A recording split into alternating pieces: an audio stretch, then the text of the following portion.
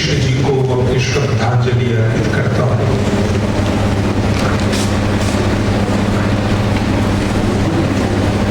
अभी अभी एंजेला जी ने जो तस्वीर दिखाई इस देश की शिक्षा की, उस तस्वीर के सारे फूल मुरझाए हुए थे और उस पर अध्यक्ष महोदया ने जो टिप्पणी की, उस टिप्पणी ने हम लोगों को बेहद उदास कर दिया। एक सन्नाटा, एक मौन, एक अवसाद पूरे सदन में पसर गया।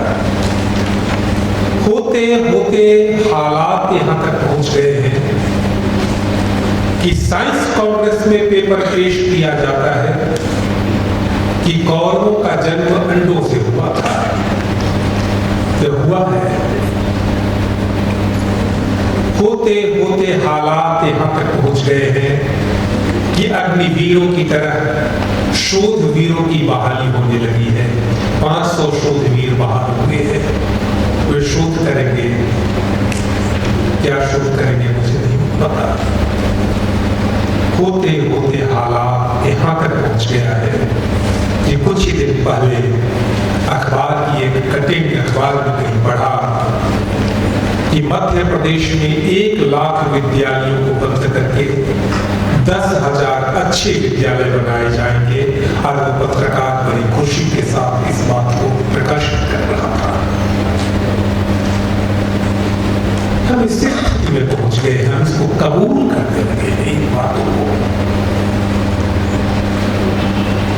अभी एंजेला जी ने बताया कि 25.5% इनकम हुआ है और इसमें भी मेघालय है जहां पर 1% ही हुआ है।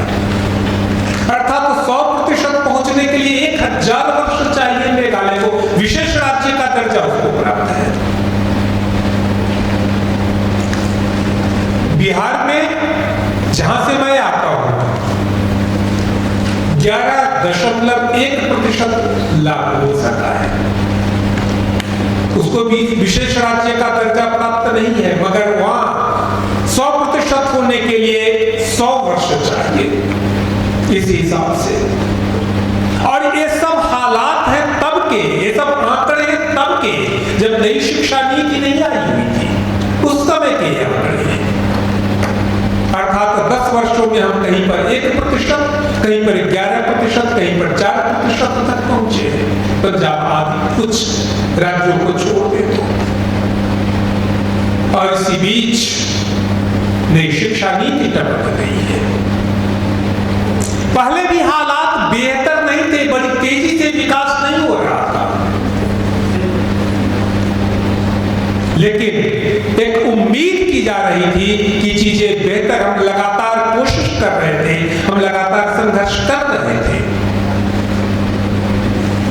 लेकिन इस शिक्षा नीति के आने के बाद, इस शिक्षा नीति के आने के पहले भी बिहार में 1773 स्कूल बंद हुए थे। हम लोग उसके लिए शोरगुल मचा ही रहे थे। लेकिन इस शिक्षा नीति के आने के बाद 8,321 विद्यालयों को बंद करने की अधिसूचना जारी हो गई है, लिस्ट बन गई है। मतलब 10,000 विद्यालयों को तो बिहार में बंद किया गया है, जहां पर महज 75,500 विद्यालय थे। छात्रों की संख्या 2 करोड़ से ऊपर है, बंगाल से भी कम है, मध्य प्रदेश से भी कम विद्यालय है, जबकि वहां से ज्यादा यहाँ पर छात्र हैं। तो भी 10,000 विद्यालय बंद किए गए और कोई चूचपड़ नहीं है, कोई शोरगुल नहीं है। लोग इसको स्वीकार करने लगे हैं। यह इसकी तरफ मैं इंगित करना चाहता हूं। सरकार जो कर रही है, लेकिन हम अपने हित में, हमारे हित के विरोध में जो कर रही है, उसको भी हम अपने हित में मान, हम डिस्कोर्स करते हैं चौक चौराहे पर, हम मीटिंग में इस पर संवाद करते हैं। अभी हाल ही की घटना है, कुछ ही दिन पहले की घटना, पटना में एक बड़ा महाविद्यालय है, वहां पर हम लोग चाइल्ड लेबर को लेकर के एक बैठक कर रहे थे। प्राचार्य भी थे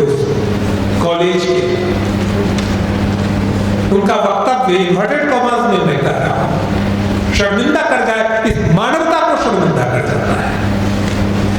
उनका कहना था कि 15-20% जो घटनाएं हो रही हैं, 15-20% से ज्यादा लेबर थोड़े है चाइल्ड लेबर। 15-20% जो घटनाएं हो रही हैं उसके लिए चिंता करने की क्या बात है। मैंने उठ करके कहा कि 15-20% महिलाओं का अगर रेप हो रहा है तो चिंता करने की बात नहीं होनी चाहिए ना।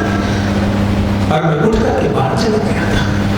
तो पूरी मानवता को शर्मसार करने वाली बात है। और सारे लोग वहां पर चुपचाप, सारे बुद्धिजीवी थे, सारे एक्टिविस्ट थे वहां पर, और सारे लोग चुपचाप इस बात को बर्दाश्त करते रहे, सुनते रहे, एक्सेप्ट नहीं करते रहे कि 15-20% के लिए कुछ नहीं किया जाता। वो तो है अपवाद के तौर पर उतना रहा है।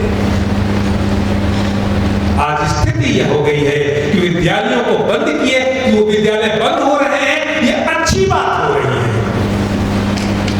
इसके फेवर में लोग चर्चा करते हैं, यह बुरी बात हो गई है।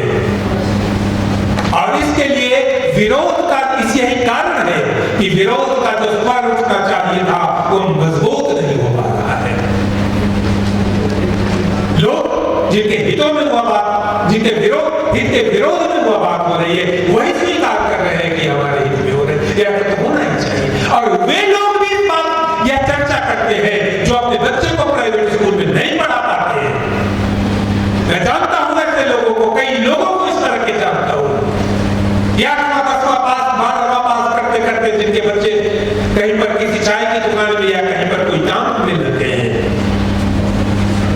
वे लोग भी इस बात को करने लगे। यह बुरी बात हो गई है कि समाज को हमने करते करते करते इस तरह समझा दिया है। इसलिए हमारा चैलेंज पहले की अपेक्षा कहीं आज बहुत ज्यादा हो गया है। हमें उन नीतियों के विरुद्ध तो काम करना ही है नहीं। हम समाज में जो यह मानसिकता पसर गई है, उस अंधेरे को हटाने के लिए भी हमको काम करने की जरूरत है।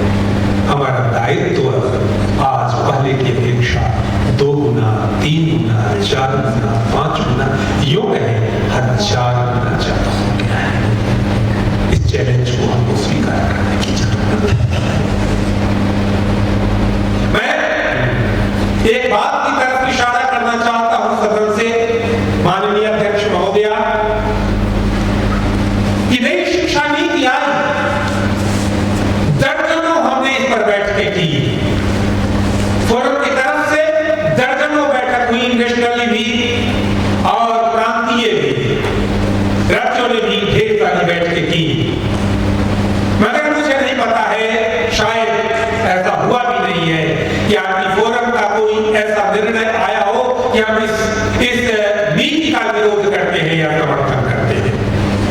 मुझे लगता है कि आपकी सभा में यह सदन इस बात पर भी विचार करे कि शिक्षा नीति के प्रति हमारा दृष्टिकोण क्या होना चाहिए, कि उसका हम विरोध करते हैं या समर्थन करते हैं, या आधा विरोध करते हैं या आधा समर्थन करते हैं। मुझे लगता है कि यह कोई रास्ता नहीं होता है कि आधा विरोध करते हैं या आधा समर्थन करते हैं। या तो हमको उसके पक्ष में जाना है या उसके विपक्ष में जाना है, यह तय करने की जरूरत है। दूसरी बात कि पाठ्यचर्या एससीएफ भी लागू हो गया है और आ गया है, अब अंतिम अवस्था में ही है। व्यक्तिगत रूप से मैंने उसको पूरी तरह नहीं पढ़ा है, जो अभी उपलब्ध है उसका पाठ पूरी तरह नहीं पढ़ा है, उसकी एक झलक देखी है। हमें उस पाठ्यचर्या के बारे में भी अपना दृष्टिकोण साफ करने की जरूरत है। ये 2 हमारे सामने बड़े टास्क हैं, नहीं तो पूरी की पूरी शिक्षा व्यवस्था, जैसा कि मेरे पूर्व के वक्ताओं ने इस बात पर बहुत जोर दिया कि उसका पूरी तरह निजीकरण हो जाएगा। निजीकरण का मतलब कंपनियों के हाथों में वो चला जाने वाला है। यहाँ तक कि परख जो परीक्षा का इंस्टीट्यूशन बना है, उस परख में भी वर्ल्ड बैंक उसको फंडिंग कर रहा है। उस वर्ल्ड बैंक की फंडिंग से उसका कैंडिडेट हो सकता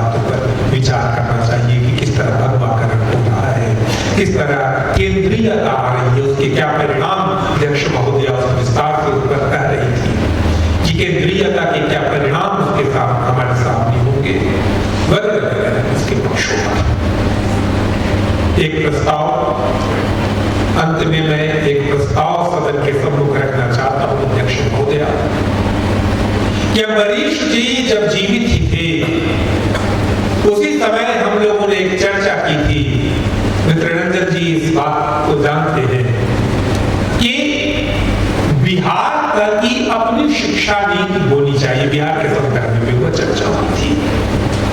उस समय हम लोगों में कुछ तो घुबाहट भी हुई थी, बाद में तो कुछ ही दिनों के बाद पैंडेमिक वगैरह शुरू हो गया और चीजें ही बदल गई और बदल नहीं गई, चीजें गिरती चली गई, और वो काम नहीं हो सका।